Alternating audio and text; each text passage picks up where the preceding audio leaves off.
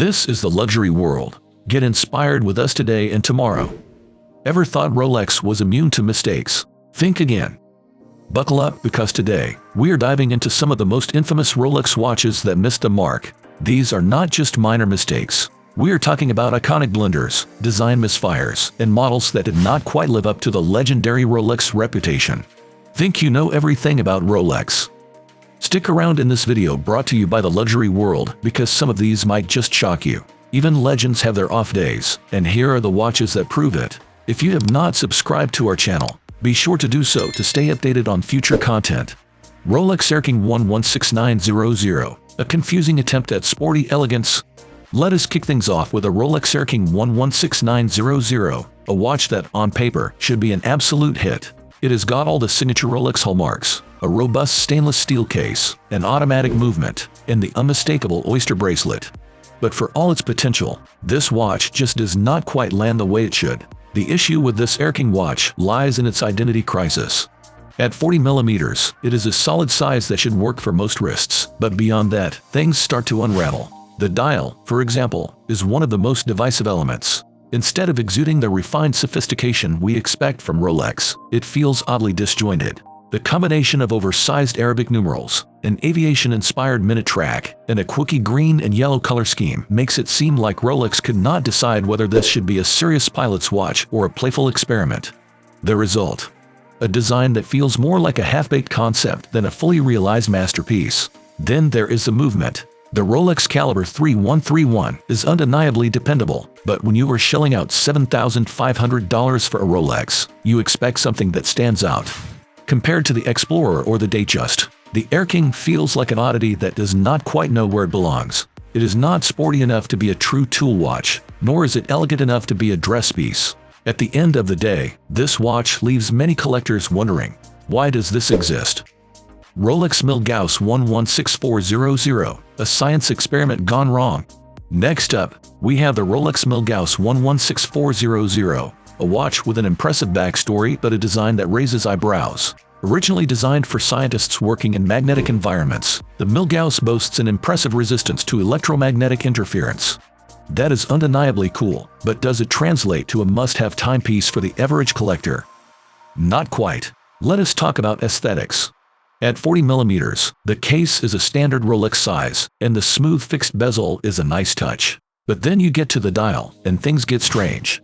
The Milgauss features bold orange accents, including its signature lightning bolt-shaped seconds hand. While this design choice makes sense, given the watch's scientific theme, it feels almost too playful for a brand that is known for timeless elegance. Add in the somewhat gimmicky, green-tinted sapphire crystal, and you have a watch that feels like an eccentric outlier rather than a refined classic. From a technical standpoint, the Milgauss is solid. The Caliber 3131 ensures precision and reliability, and the magnetic resistance is certainly impressive. But here is the problem. Outside of scientific environments, most Rolex fans do not need that feature. When you compare it to versatile legends like the Submariner or Datejust, the Milgauss just does not hold its own. At $8,300, you pay for an interesting niche, but not necessarily for a watch that fits seamlessly into an everyday collection. Rolex GMT Master 216710LN, the safe but forgettable choice. At first glance, the Rolex GMT Master 216710LN seems like a surefire winner. It has all the ingredients of a classic: a 40mm Oyster steel case, a deep black dial, and a nearly indestructible Cerachrom ceramic bezel. Add in the signature, a green 24-hour hand for tracking dual time zones, and you would think this was a must-have. So why does it make our list? Because when compared to its siblings, the 116710LN feels painfully uninspired. The all-black aesthetic is sleek, sure, but it lacks the personality of Rolex's more iconic GMT models. The Pepsi and Batman editions, with their striking two-tone bezels, have a visual appeal that the 116710LN simply cannot match. This watch plays it too safe, making it easy to overlook in Rolex's otherwise dynamic catalog. Even though the Caliber 3186 inside is exceptional, it does not make up for the lack of flair. At over $11,000, collectors expect a GMT Master 2 to bring something special to the table. Unfortunately, this version feels like just another black watch in an already crowded market. Rolex Oyster Reference 1530, a transitional oddity. Vintage Rolex watches often carry a certain charm, but the Rolex Oyster 1530 is a peculiar exception. Introduced in 1975, this watch was initially designed to house a quartz movement, except the quartz movement was not ready yet. Instead, Rolex ended up stuffing a traditional automatic movement into a case meant for a different era, resulting in an awkward transitional piece. The 36mm angular case was ahead of its time, boasting sharp bevels that gave it a futuristic edge. However, it did not quite fit in with Rolex traditional design language. Adding to the oddity is the oversized rehaut, the metal ring surrounding the dial, which was meant to accommodate the depth of a quartz movement. In short, this was a watch in limbo. Mechanically, the caliber 1570 inside is robust, but does that justify a $26,500 price tag?